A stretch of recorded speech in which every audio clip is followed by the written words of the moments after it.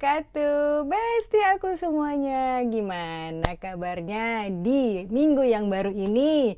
Kita kembali lagi di Nurina Talk Talk. Happy terus. No galau-galau. Cencunya dong. Gimana udah ngikutin belum part 1 minggu lalu? Kita tuh lagi ngebahas tentang hubungan dua orang, dimana salah satu atau keduanya tidak bisa ke lain hati. Kayak lagu deh, tak bisa ke lain hati gitu kan. Tapi yang uniknya biasanya orang yang nggak bisa ke lain hati itu kan dia masih menjalin hubungan kan sama pasangannya gitu kan ya. Nah tapi ada juga yang sudah berpisah, sudah putus, tapi dia masih tetap nggak bisa ke lain hati dari si mantannya ini. Kok bisa? Wah ternyata banyak ya kasusnya tidak bisa berpaling ke lain hati, itu banyak sekali kasusnya. Dan kemarin juga ada yang nanya, itu kayak apa aja sih selain apa namanya yang tadi saya udah omongin, kasusnya tuh kayak apa aja. Saya bacain dulu sedikit ya. Gini nih, perasaan nggak bisa berpaling ke lain hati itu sebenarnya cukup umum.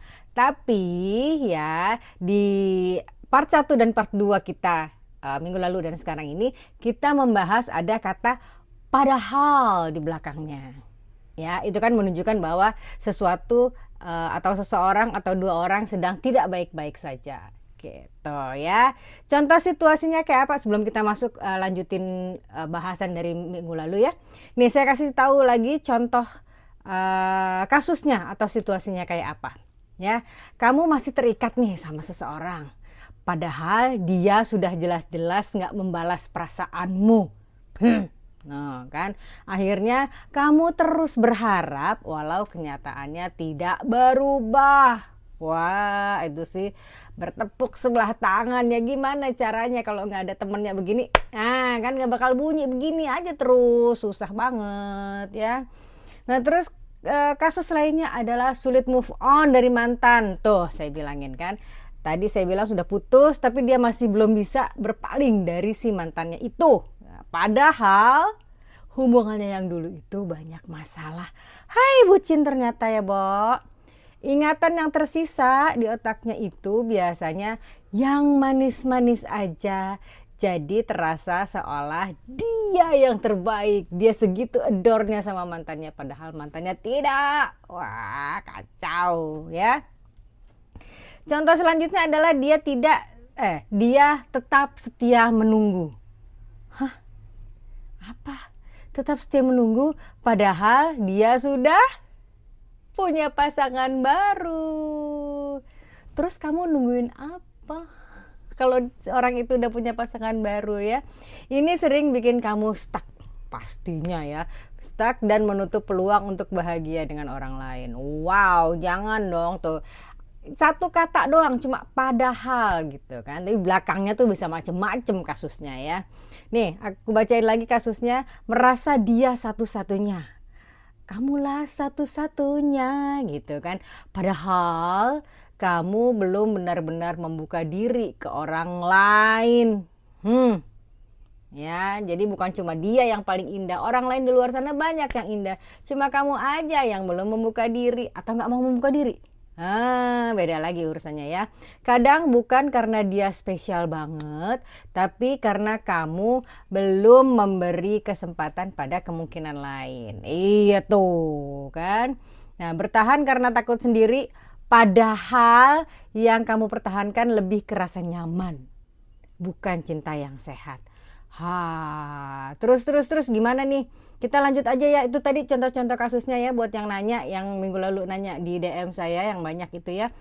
Kita sekarang kita lanjutkan ya. Kita lanjutkan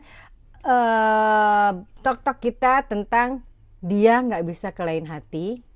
Padahal bukan dia kan, berarti kamu ya, bisa juga kamu kan, kamu nggak bisa ke lain hati, aku nggak bisa ke lain hati, padahal terserah deh subjeknya mau siapa aja, pokoknya sekarang kita bahas ya.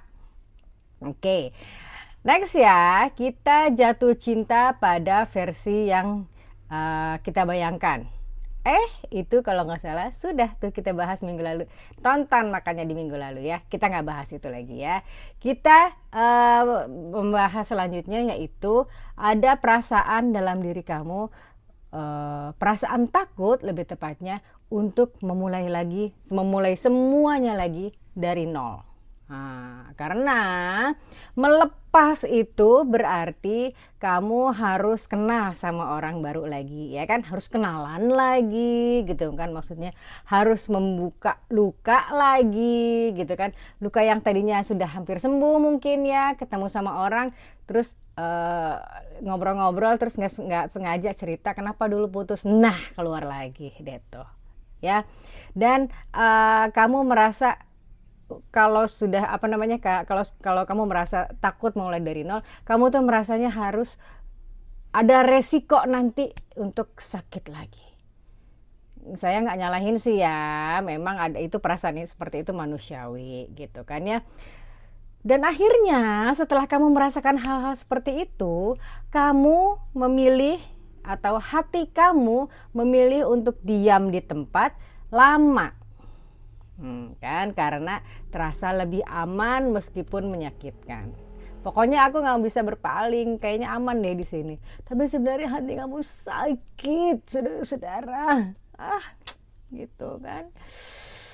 Udah deh, gak usah ngomongin yang sakit-sakit. Kita sekarang ngomongin mengantisipasi situasi kayak gini bagaimana, ya? Antisipasi bagaimana agar tidak terjebak terlalu dalam. Loh, nih yang harus kamu lakukan sejak awal itu adalah jangan mengabaikan red flag dari dulu tuh ya, hanya karena perasaan. Ini yang red flag ini udah beberapa kali saya bahas di video-video saya ya, mungkin karena orang bilang cinta itu buta ya, jadi segala macam red flag tuh gak kelihatannya green flag aja gitu di matanya. Jelas-jelas red itu merah, green itu hijau. Beda merah sama hijau itu. Tapi untuk orang yang jatuh cinta itu sama. Ya. Nah, itu dia. Jangan mengabaikan red flag ya. Kalau udah ada red flag, ingat-ingat berarti di kesempatan berikutnya jangan sampai red flag ini terjadi lagi. Gitu ya. Terus selanjutnya adalah jaga batasan emosional terutama di hubungan yang belum jelas. Kalau kamu belum atau salah satu dari kamu belum memperjelas arah hubungan kamu, ya jaga aja emosi kamu, jangan terlalu open up. Wah, jangan dong ya. Kan hubungannya juga belum jelas, ngapain kamu membuka segalanya gitu, membuka hati kamu untuknya padahal hubungan belum jelas ya. Tutup aja sedikit ya, ada privasi khusus buat kamu tentang itu ya. Nah, berarti kamu untuk mengantisipasinya kamu juga tetap punya hidup sendiri.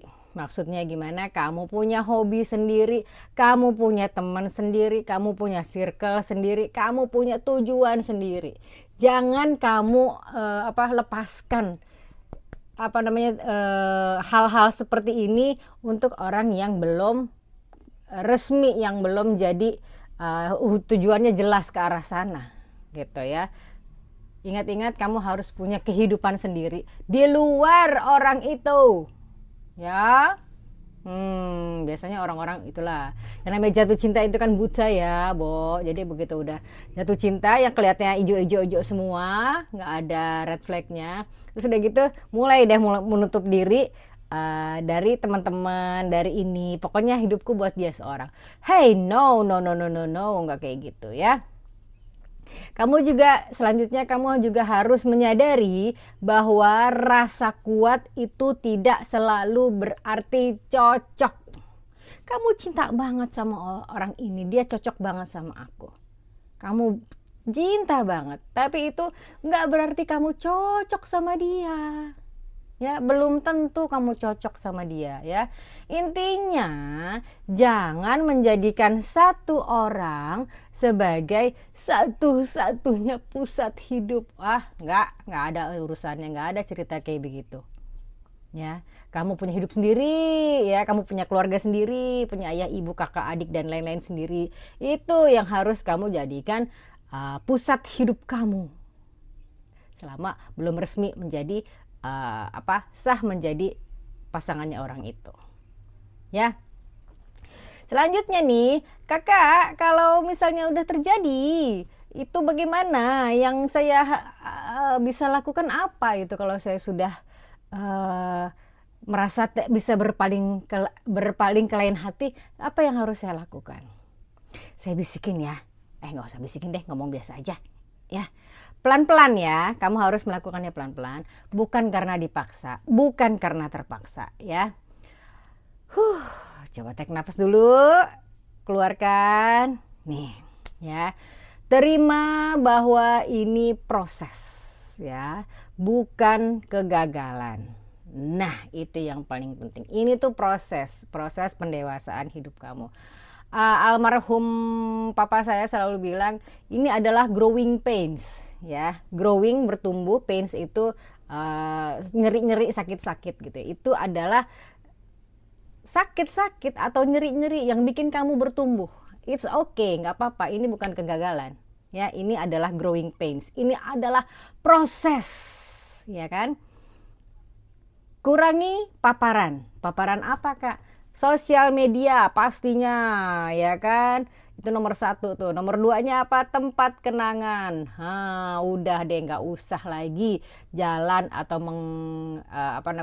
mengunjungi tempat-tempat bersejarah kalian dulu. Jangan lagi, sudah lupakan saja. Ya, kalaupun harus melewati tempat itu, jangan dilihat, tutup mata. Dah, nggak mau lihat gitu. Ya, biarin aja. Hidup kamu move on terus. Jangan terganggu sama satu hal karena kamu lewat kafe itu, karena kamu lewat tempat itu, kamu jadi ingatannya kembali lagi dan kamu tidak bisa move on. Tidak bisa itu. Ya, kamu harus kuat. Oke? Kenapa saya jadi mengebu-gebu? Gak apa-apa ya. Oke, selanjutnya tulis apa yang sebenarnya terjadi, bukan yang kamu harapkan. Tulis ini adalah intinya supaya kamu bisa berpikir jernih. Yang terjadi sebenarnya begini, yang aku harapkan begitu. Nah, langsung kelihatan tuh beda dua kan ya, yang terjadi sama yang diharapkan. Ya, supaya kamu bisa cepat move on. Jangan begitu terus, kasihan nanti kasihan nanti badan kamu, pikiran kamu, ya. Hubungan kamu sama dia mah nggak usah kasihan, ya. Hubungan kamu sama orang lain yang harus kamu perhatikan. Ya. Terus selanjutnya ini nih yang paling penting, yang mungkin seseorang atau beberapa orang lupa, bahwa izinkan diri untuk sedih, tapi jangan tinggal di sana selamanya. Iya, sedih itu juga perasaan kan. Kamu harus appreciate itu juga. Kamu harus mengapresiasi rasa sedih kamu. Jangan kamu tutupin, jangan kamu pendem. Ya, kamu boleh saja terlihat bahagia di depan semua orang, terlihat kamu baik-baik saja di depan semua orang, tapi jangan abaikan rasa sedih kamu. Ya, kalau perlu masuk kamar atau masuk kamar mandi, terserah deh, kamu nangis lah, tapi setelah itu ya udah keluar lagi dengan perasaan yang sudah luluh, yang sudah lepas gitu. Ya, izinkan diri kamu untuk sedih, nggak apa-apa. Kita nangis itu bukan cengeng kok. Ya, kita nangis itu untuk rilis, untuk melepaskan perasaan kita. Ya, nggak apa-apa. Jangan merasa gue kalau nangis atas kejadian kayak gini nih berarti gue cengeng. Enggak kok, ya. Manusiawi, nangis itu manusiawi. Nangis itu salah satu anugerah dari Allah kok. Jangan kamu lawan, jangan kamu terima aja udah. Ya. Tadi saya bilang itu growing pains. Bukan saya yang bilang sih. Almarhum papa saya bilang itu growing pains. Itu adalah proses supaya kamu bisa terus tumbuh. Gitu kan ya. Selanjutnya adalah bangun rutinitas baru yang tidak melibatkan dia. Biasanya kamu kemana-mana selalu diantar sama dia. Sekarang pakai deh tuh Grab kamu, Gojek kamu, atau Maxim kamu. Berpalinglah dari orang itu ke aplikasi-aplikasi ini. Ya, jangan rutinitasnya itu lagi nanti dia mau jemput, nanti dia mau beliin makanan. Hey, Gojek, Grab, Shopee itu bisa melakukannya tanpa dia, ya. Kalau nganterin makanan doang mah itu aja bisa, gak usah yang lain-lain ya. Nih, satu kalimat buat kamu, move on itu bukan berarti tentang melupakan, kan? Tapi memang tentang tidak lagi terikat, ya kan? Ya, nggak ngelupain sih, aku nggak lupa sama kamu, cuma ya aku nggak mau lagi terikat sama kamu, udah beres. Aku mau hidupku bebas. Emangnya orang di sekeliling aku tuh cuma kamu doang? Nggak toh, ya. Jadi nggak ada alasan lagi kamu tidak bisa berpaling, ya. Oke, tidak bisa ke lain hati tuh nggak ada urusannya, gitu, ya kan? Nih, terus nih ya, satu poin yang paling ditunggu-tunggu adalah solusinya. Solusinya tuh apa gitu kan? Solusi paling dalam itu berdamai, bukan sekedar mengganti. Gimana tuh maksudnya? Nih ya, banyak orang mencoba mengganti dengan orang baru, ya. Tapi hati yang belum selesai akan tetap kembali. Solusi sebenarnya adalah menerima bahwa tidak semua cinta itu harus dimiliki. Kan? Iya sih, aku cinta sama kamu, tapi kan hati aku tidak harus memiliki kamu kan. Itu yang harus kamu pahami betul-betul ya. Pahami juga bahwa kehilangan itu adalah bagian dari tumbuh. Balik lagi growing pains itu tadi ya, sebuah proses. Melupakan itu juga sebuah proses ya. Kehilangan itu juga sebuah proses. Ya, nggak apa-apa, it's okay kehilangan sekarang. Pasti Allah sudah menyiapkan penggantinya yang paling baik, yang bagus banget untuk kamu. Ya. Selanjutnya kamu juga harus menyadari bahwa kamu layak dicintai dengan utuh, bukan setengah-setengah. Iya dong, kan badan kita juga utuh, nggak setengah-setengah. Ya kan, kamu punya kaki kan, jalannya napak kan, nggak setengah-setengah. Kenapa jadi ngeri? Ya, pokoknya maksud saya itu, kamu harus dicintai dengan utuh. Hargai diri kamu. Jadi gini, orang itu harus menghargai diri kamu seperti kamu menghargai dirimu sendiri, gitu maksudnya ya. Kalau orang lain tidak bisa menghargai kamu dengan utuh, berarti ya udah, kamu harus cari orang lain lagi yang bisa, yang mau, yang mampu menghargai kamu secara utuh, gitu ya. Nih, kalimat terakhir dari saya, pada akhirnya tidak bisa ke lain hati bukan karena orang itu terlalu hebat. No way. Gitu kan, tapi karena ada bagian dari diri kamu yang belum kamu pulihkan. Iya, makanya ayo cepetan move on, healing dulu, tarik napas dulu, segala macam yang tadi saya udah omongin itu. Terus udah gitu ya udah move on aja, buka hati kamu aja, beres gitu kan. Insya Allah semuanya beres ya. Insya Allah, kan kamu punya Tuhan kan. Biarkan saja Tuhan yang menata hidup kamu. Oke? Baiklah kalau gitu. Terus selanjutnya, sudah selesai loh episode kita di dia tak bisa berpaling. Padahal, ini satu kata padahal ini yang kita bahas nih udah 2 minggu ya, dari part 1 dan part 2. Oke, baiklah, sudah sekian, sudah selesai cok-cok kita pada episode ini, part 1 dan part 2 ini. Kalau kamu masih punya unek-unek, masih masih ada yang mengganjal, boleh kok ya. Curhat aja sama kita di Nurina Talk Talk Hotline di sini. Ini dia nih, ya kan? Itu kamu bisa add dulu, kamu bisa langsung curhat. Nanti ada yang tim yang standby di situ. Nanti ujungnya ke saya juga sih, ya. Dan jangan lupa seperti biasa, ya. Tadi di awal video ada gambar di sini kan, di sini ada tulisannya di sini. Nah, itu ada link check outnya di deskripsi ya, kamu lihat aja di situ ya, bisa langsung beli di situ. Tapi kalau menurut kamu kemahalan, nggak apa-apa, chat aja sama saya, linknya juga ada di deskripsi. Chat sama saya tentang Oriflame ya, nanti akan langsung saya balas di situ. Kak, Terus ada yang nanya, Kak kok Oriflame sih Kak? Loh iya dong Oriflame, karena saya itu pecinta berat produk-produk Oriflame. Saya sudah menjadi brand partner Oriflame dari tahun 2009. Bayangkan saya sudah dapat banyak sekali keuntungan-keuntungan dari Oriflame.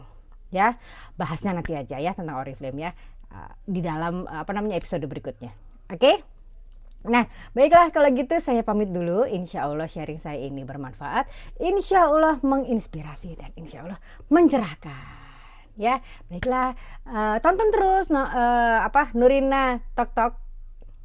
Nurina, ya video Nurina Tok Tok kira-kira langsung ngeblank gitu kan ya. Video Nurina Tok Tok setiap hari Senin jam 5.25, ada video shortnya dari hari Senin sampai hari Minggu sama juga jam 5.25. Oke, terima kasih atas perhatian Besti semuanya. Assalamualaikum warahmatullahi wabarakatuh. See you when I see you. Bye. Thank you for watching Nurina Tok Tok.